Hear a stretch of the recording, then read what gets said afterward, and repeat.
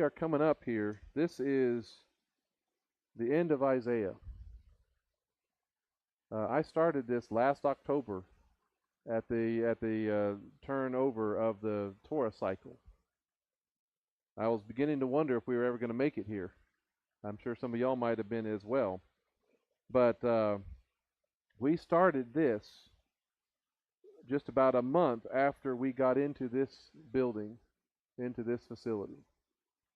So we are this week really on the regular calendar. It was when we first had our first service here in this place. So that was the Feast of Trumpets last year. So how many of y'all were here for that? Okay, so how many of y'all were not here or not a part of coming here at all? Yeah. So lots of things have changed. We've grown. We've changed a lot since then. One of the things that I do a lot now that I was not even doing at the time, I go into and look at the Aramaic Targums and things like that and get those translations, include those in here because they're revealing of Jewish thought. I wasn't even doing that last year. And that has changed a lot. We've had some good times. We've taken some hits. We've had a lot of health and job situations over the last few months and things like that, but it's been good. He has carried us through. We still need his strength to carry us through. When we started on this, looking at the decline of the nation and where it all was going, we started out just by looking at Isaiah, Yeshayahu, how he is the salvation of Adonai. He's about 700 BC was his time period. He was witnessing. This is what I started out with. He witnessed the destruction of the northern kingdom by Assyria in 722 BC. He has some parallel passages in 2 Kings and Chronicles. He was a contemporary of Hosea and Micah. And the ministry of these people, Elijah, Elisha, Obadiah, Joel, Jonah, and Amos, were already done. But I started talking about the life patterns of nations, that we see in history over and over and over again. It's something that a lot of congregations do as well. But because nations and kingdoms and they rise and fall. We seem to be living in a day when there's all sorts of things happening, but it's that pattern that we've talked about before where hard times create what? Y'all remember? Hard times create good men or strong men, right? And those strong men create good times. Hard times create the strong men. Strong men create the good times. Good times create what? The weak men. And the weak men then create what? The hard times. We've talked about that on a couple of occasions. We see this pattern in our own nation. Because of the good times of abundance in previous generations, and those growing up in it who didn't have to fight for it so much, so often become complacent and comfortable. We lower our defenses. We forget what we're doing or why we're doing it or the convictions that sustain it for why we started things in the first place diminish. We forget essentially our first love, which is a warning that we get. And so we have to turn around. We have to repent. We have to do the things that we did at first. And again, as hard as that can be for individuals to do, it's hard for congregations to do. It's even harder for nations to do. But we always, as God's people, have to be, we must not lose our first love in all of these things. And we, no matter what is going on in our nation around us, we must always keep in mind where our citizenship truly belongs. We must always keep in mind where God desires to take us as his people. And that's even in the midst of a decline of our own nation, creating these hard times. But again, if we believe we are in those hard times, what kind of effect is it supposed to have upon the people of God? It's supposed to make us stronger. Create strong men and women, people of faith. Create strong hope and expectation and focus on the goal of where we would rather be. And so I started teaching through Isaiah with all of this kind of stuff in mind, how it may be a nation in decline, but there's also that promise of Messiah. When we can see the pattern, when we know the pattern, when we understand where we are in it, then we can start moving toward where we would rather be. Because our hope in Messiah should increase in times of decline, because we know that Messiah is the only one who can really fix things. And God intends for Messiah to fix the situation in this world and set up a kingdom that cannot be shaken, that will not be shaken. Daniel explained all of this when interpreting the dream of that. If you remember that statue of the head of gold, the chest of silver, all the way down to that feet of iron mixed with clay. He explained some of those things. He says, now in the days of those kings, the God of heaven will set up a kingdom that will never be destroyed, nor will this kingdom be left to another people. It will crush and bring to an end all of these kingdoms, but it will endure forever. See, one thing that Messiah that's different about him is that he does not depend on the pattern. He doesn't operate by the rules and systems of this world. In many ways, Isaiah is trying to remind his people of that truth. There's ways that may make sense to us, how we think things should operate, how governments, how kingdoms should go, how we think peace and war and elections and all that other kind of stuff, how we think those things should operate. But he is not dependent upon any of that.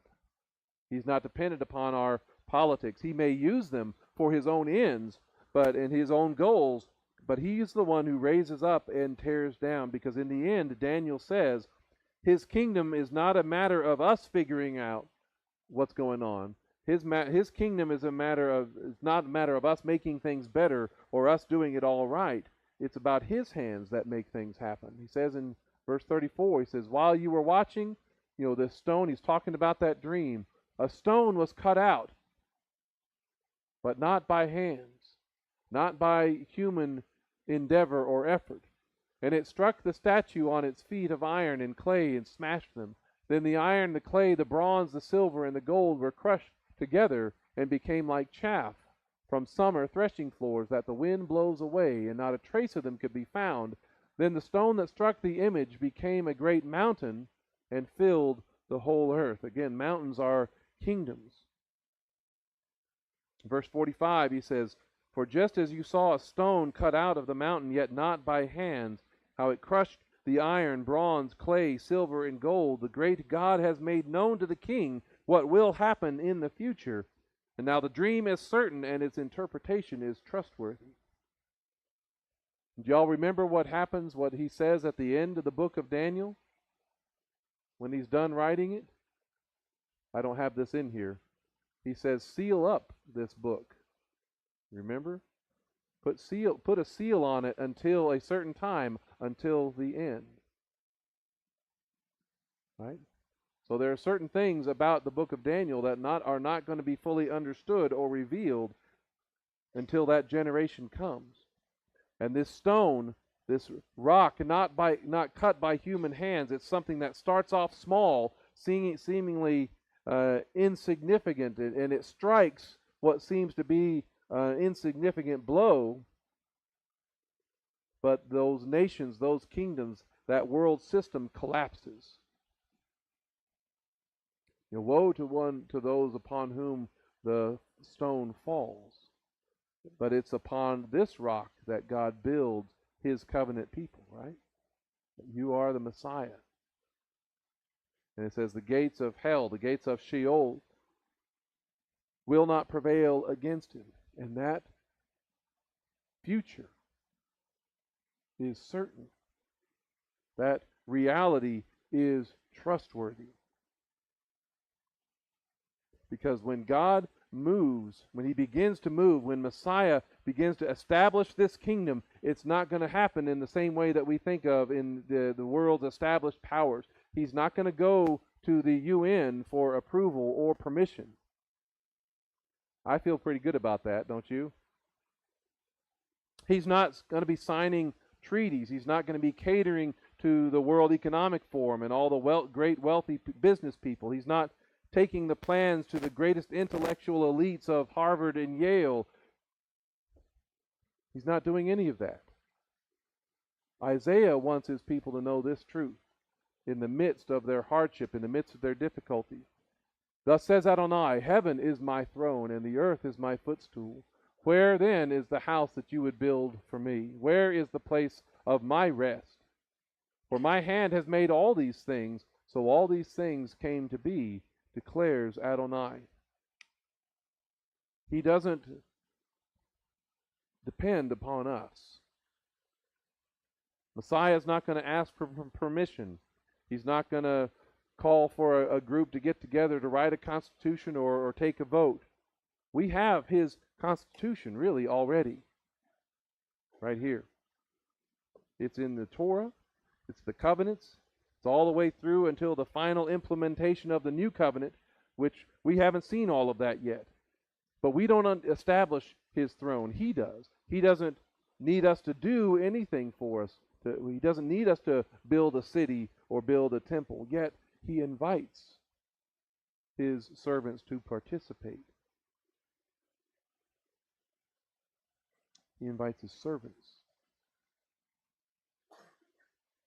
Not the ones like the world powers or politicians who are seeking power for themselves. Instead, he uses the weak things of this world to shame the strong. He uses the foolish things of this world to shame the wise. On this one will I look, one humble and of a contrite spirit, and who trembles at my word. That's the kind of people that we need to be.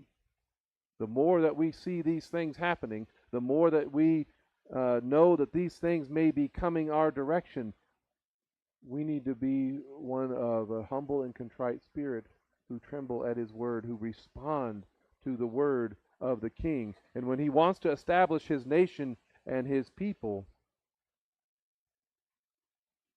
it's going to be in ways that are going to surprise even us, I believe. We may have a sense of it. Isaiah 66 verse 7 says, before she was in labor, she gave birth. Before her pain came, she delivered this male child. Who has heard of such a thing? Who has seen such things? Can a land be born in one day? Can a nation be brought forth at once? For as soon as Zion was in labor, she gave birth to her children. Now, there's a lot of things in there that's very interesting. We'll get to in just a little bit, but those Aramaic passages, those targums that I show you about, this one's very revealing in this passage. Back up to verse 6, he says, a voice of tumult from the city of Jerusalem, a voice from the temple, a voice of the word of the Lord, who rendereth recompense to his enemies. That word of the Lord is the concept of the memra, the word. In the beginning was the word was with God, and the word was God. That memra of the word is speaking from the temple. It speaks as Adonai, speaking from the heart of the temple. It says, before distress cometh upon her, she shall be redeemed. And before trembling cometh upon her, like the pains upon a woman in childbearing, her king shall be revealed. That's a fascinating description of these two things. Before her labor, she delivered this male child, a traditional translation will say. But here it says, before her distress, before her time of tribulation, it says, she shall be redeemed. Redemption has to happen first. Redemption before the coming of the kingdom in power and in glory.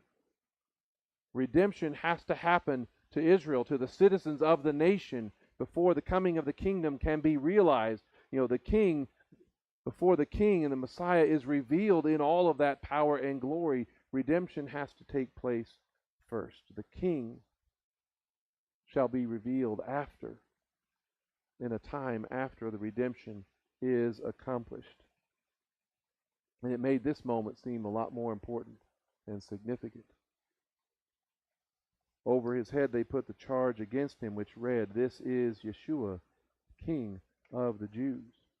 That's roughly what it would have looked like in the three different languages of Hebrew, Latin, and Greek. The king was revealed when this redemption was provided.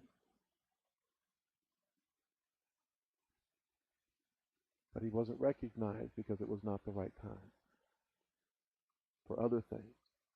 Most of the time when we think of this passage about can a nation be born in a day, most of the time we connect that passage to what happened back in 1947 and 48. It says on November 29th, 1947, the United Nations adopted this resolution 181, also known as the Partition Resolution, that would divide what was Great Britain's former territory, the mandate, into Jewish and Arab states. Y'all remember some of these things or heard us talk about some of these things? In May 1948, when the British mandate was scheduled to end, was when all that was supposed to take place. So it was a two-state solution from the very beginning. There would be a Jewish state and these Arab states. And so on May 14th of 48, when Israel declared its independence, the nation was created in a day in many senses. But it was also immediately attacked because the two-state solution wasn't wanted. They wanted a one-state. The Arabs wanted a one-state solution with no Jewish people at all. Still do. And that's why they had aligned with Hitler during World War II. Those are some of what those events looked like in the Declaration of Independence. These are some of the newspapers and things of the day. Now, undoubtedly, this is a significant and a huge moment. A nation was, in many senses, born in a day. God's people back in the land, some sort of self-governance going on. And in many ways, I believe it kicks the timetable of Messiah's return into gear, but it was still using most of the world system to get it done. Even this is not entirely what Isaiah is talking about, in part because, again, the mechanism to do it was the human system, but something even bigger than this will be done, where the credit can only go to God, only to Messiah, when the king is again revealed to his people, seated at the right hand of power and coming in the cloud of heaven. Because Isaiah, when he talks about this, before her pain came, she delivered this male child, all of that. As soon as Zion was in labor, she gave birth to her children. The phrasing of that's very interesting. It says, before she was in labor, she gave birth. It's as if she didn't know that it was coming. Labor is a signal that the baby is about to be born. It's called labor for a reason. From what I've been told, it's not the easiest experience. I wouldn't really know personally. I don't remember when I was on the benefit end of that. But the baby is born before the pain of that labor has really kicked in. It's a birth that harkens back to the garden before the fall, before the curse that increases the woman's pain in childbirth. It's a miraculous thing. And what happened in 47 and 48 didn't fulfill all of that. The fullness of that nation hasn't happened yet. Not all of the promises have been fulfilled yet. That was a long and hard process to get the UN to make that declaration, to get to the point where they could declare independence. It may not have happened at all without all of the pain and suffering and the lives lost during the Holocaust. That was a lot of labor.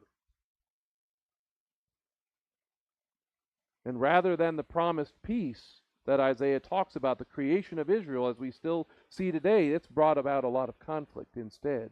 But when Messiah does it, he says in verse 12, thus says Adonai, behold, I will extend peace to her like a river, and the glory of the nations like an overflowing stream. You will be nursed and carried on the hip and bounced on her knees, as one whom his mother comforts, so I will comfort you. So you will be comforted in Jerusalem.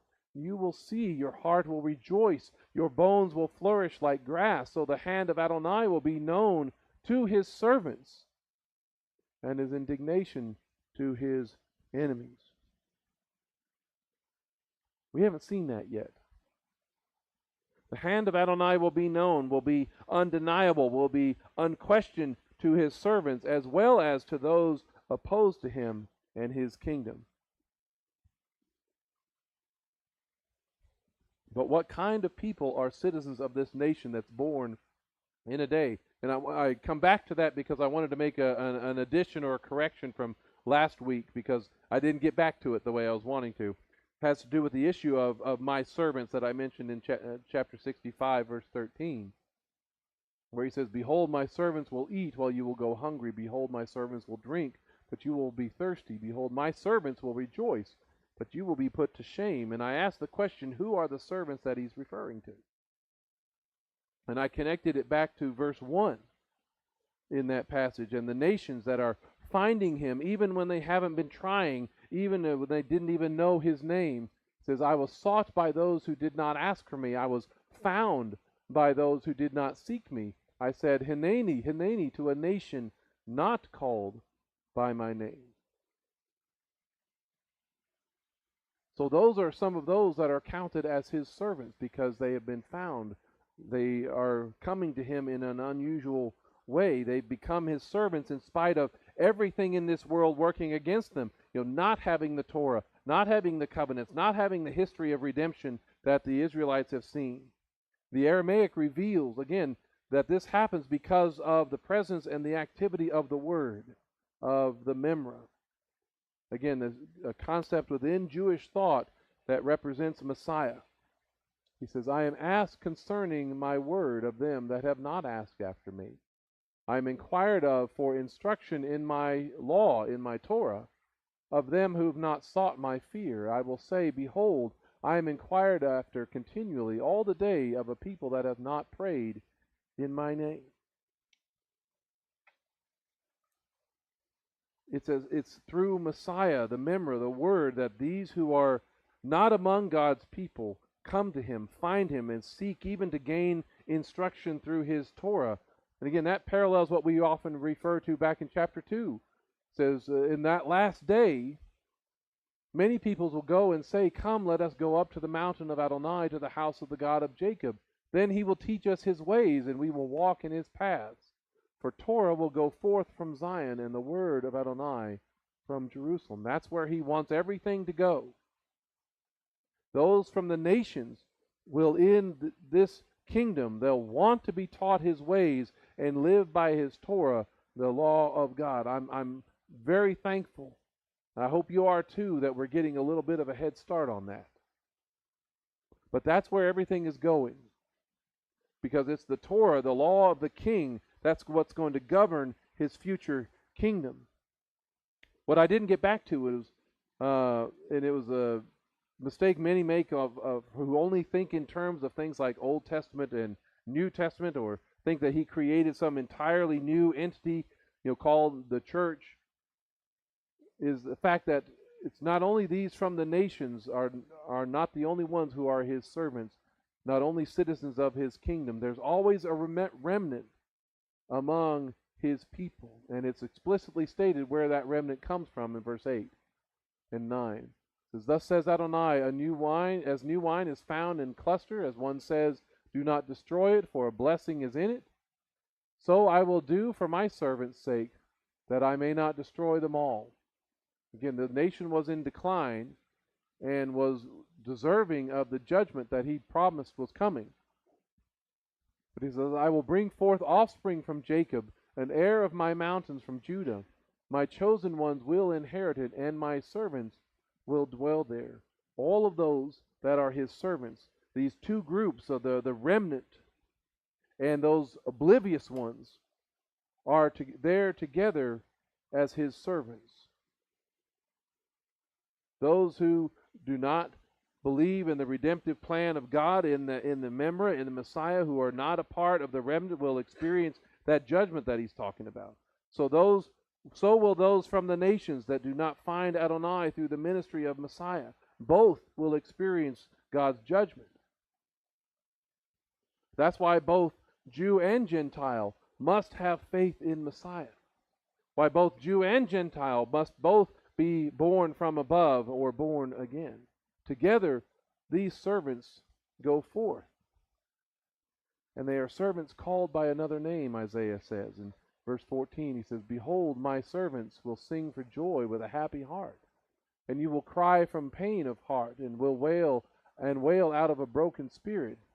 You will leave your name behind as a curse for my chosen ones. And Adonai Elohim will slay you, but he will call his servants by another name." And I don't think we realize the significance of what's happening here. They will all receive a new name. And when you look in Scripture at those who received new names from him, just like Abram, Jacob, or Sarai, who all through their new name were elevated to greater purposes, promises, and blessing. That's what the new name did for them. Abram, the father of many, became what? Abraham, which means father of many nations. Right? Sarai, my princess, becomes Sarah, which means the princess of Adonai. Jacob, and there's various ways of translating that one. He grabs the heel. It can talk about being following behind or a supplanter, becomes Israel. And I'm trying not to get off on the tangent of my favorite character in the Scriptures about how that's, we typically translate it as one who struggles with God. But this is one of those instances where the King James got it even better. He says, "Your name shall be called no more Jacob, but Israel. For as a prince hast thou power with God and with men, and hast prevailed." Israel means a prince of God. The Aramaic puts it like this: Jacob, but no longer be Jacob, but Israel, because thou art magnified with the angels of the Lord and with the mighty, and thou hast prevailed with them. He's not being diminished. He's not just struggling with or against God, but he is struggling against everything else with the power of God on his side. And he is prevailing because of that. So he is being elevated in his change of names. You actually want to be given a new name by your king. And when God gives you a new name, it elevates each of us. It elevates us to a greater purpose and position in his kingdom. And we need a new name. Both Jew and Gentile need a new name in order to see the fullness of his kingdom. Isaiah's already talked about it. He says, in 62 verse 2, he says, "Nations will see your righteousness, and all kings your glory. You will be called by a new name which Adonai's mouth will bestow." And again, that's a theme that carries through the Scriptures. Yeshua, the Memra, the Messiah, promises to do just that in Revelation chapter 2. It says, "He who has an ear, let him hear what the Ruach is saying to Messiah's community. To the one who overcomes, I will give some of the hidden manna, and I will give him a white stone, and written on the stone a new name that no one knows except the one who receives it." It's also there in chapter 3. "The one who overcomes thus will be dressed in white clothes, and I will never blot his name out of the book of life, and will confess his name before my Father and his angels." That's how important this name really is. It's one that's going to be eternal. You want to be given a new name by your king.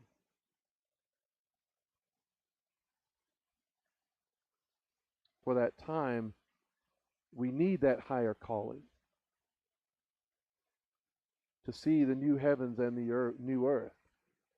He had said, "I created new heavens and a new earth. The former things will not be remembered or come to mind, but be glad and rejoice forever in what I am creating. For behold, I am creating Jerusalem for rejoicing and her people for joy." We've got to realize, we've got to continue looking forever for the King's arrival. The land and the people will be experiencing these birth pangs and other difficulties that often serve as false alarms, but the voice from the temple will speak. The voice of the word, the Memra, will be heard,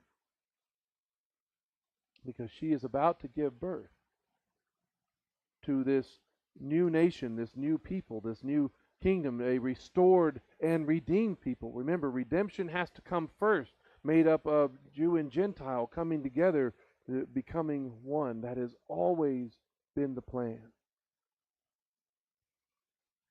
Ever since, you see it before this, but you see it very clearly in the first Exodus. When the tribes left Egypt, there was a mixed multitude that went with them, right? Y'all remember reading about that?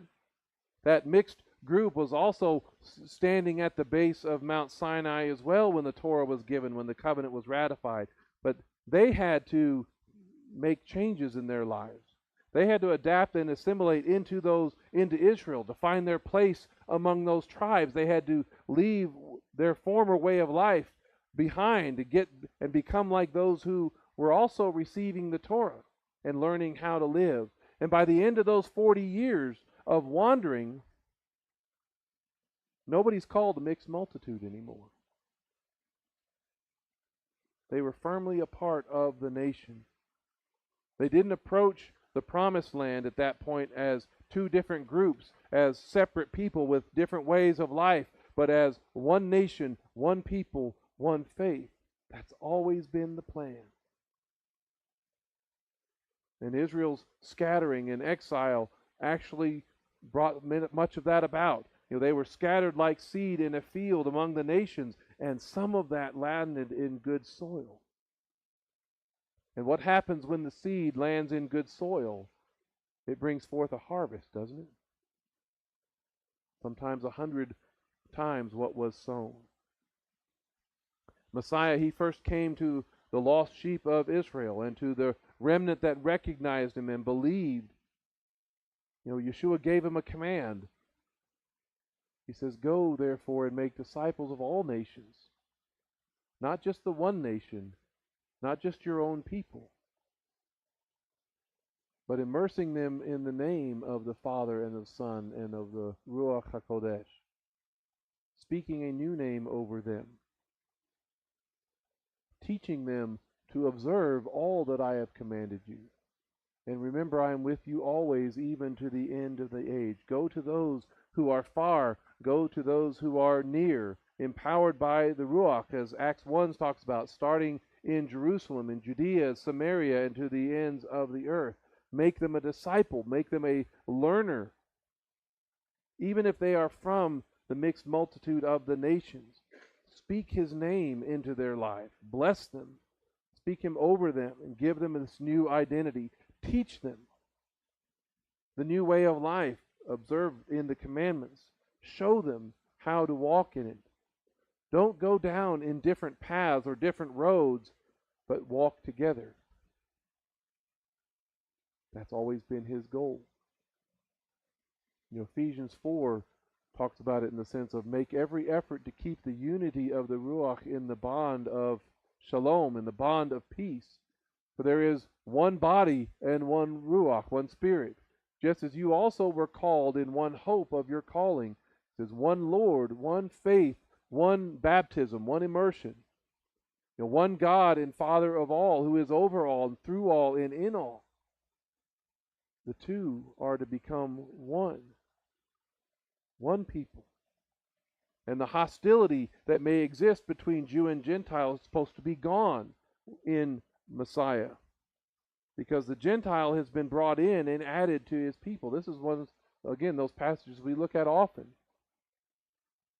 The Gentile at the time was separate from Messiah, excluded from the commonwealth of Israel, strangers to the covenants of promise, having no hope and without God in the world.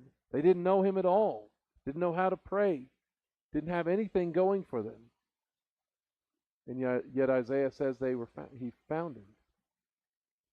He says, but now in Messiah Yeshua, you who once were far off have been brought near by the blood of the Messiah. Remember, there are only two options, two camps you can be in. You're either with the nations or you're with Israel. There was no third option. in the first century. There was no third option. There was not something different called the church or a Christian. You were either among the nations or you were among God's people. We as Gentiles were added. We became part of them under Messiah. This is something I've just added in there. Y'all have to bear with me a little bit. I almost had to start from scratch this morning because God just said, nope, you're doing this wrong. You need to do this a different way. Romans chapter 11, he says, talking about the not recognizing Messiah, the King, when he came, by their false step, salvation has come to the Gentiles to provoke Israel to jealousy. Now, if their transgression, even somehow in this transgression, led to riches for the world, there was a great benefit by this moment. If their transgression still had a good effect, led to riches for the world, and their lost riches for the Gentiles, then buckle up. For when, how much more their fullness.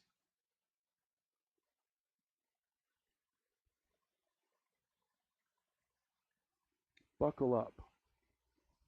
Goes on and says, for if their rejection leads to the reconciliation of the world, what will their acceptance be but life from the dead? This is those moments that you'd read about like in Ezekiel, where the valley of dry bones is awakened. The dead in Messiah rise first. Right? Goes on, he says, for I do not want you, brothers and sisters, to be ignorant of this mystery, lest you be wise in your own eyes, unless you think a little too highly of yourselves, which I'm sure we would never be prone to do, that a partial hardening has come upon Israel until the fullness of the Gentiles has come in, or the maturity of the Gentiles has come in. And in this way, all Israel will be saved. All Israel that is composed of the servants of both Jew and Gentile. As it is written, the deliverer shall come out of Zion. He shall turn away ungodliness from Jacob, and this is my covenant with them when I take away their sins. So we were added, and we become part of them. With what goal? What's the purpose of the Gentile coming near? Again, to become one. To become this all Israel. This passage that we read in Ephesians goes on. He says, for he is our peace. He is our shalom. The one who made the two into one and broke down the middle wall of separation. Within his flesh he made powerless the hostility, the law code of mitzvot contained in the regulations. He did this in order to create within himself one new man from the two groups, making shalom. Now these are challenging passages, right? That wall of separation was a real thing. It prevented the Gentiles from approaching God and worshiping him. It's called the soreg. And there was written on it, there was this warning that was there in the Second Temple era. And they found actually tablets of these warnings with them back in 1871. And if you as a Gentile crossed that barrier, you ignored the warning, your own life was forfeit. You're basically given up. I'm going to be killed if I cross this line. It was a warning to these pagan visitors not to proceed any further. And so it was written in Greek and Latin, all that kind of thing. When you read in the book of Acts, where Paul was accused of bringing a Gentile into the temple, it's talking about this little barrier, this wall that was there.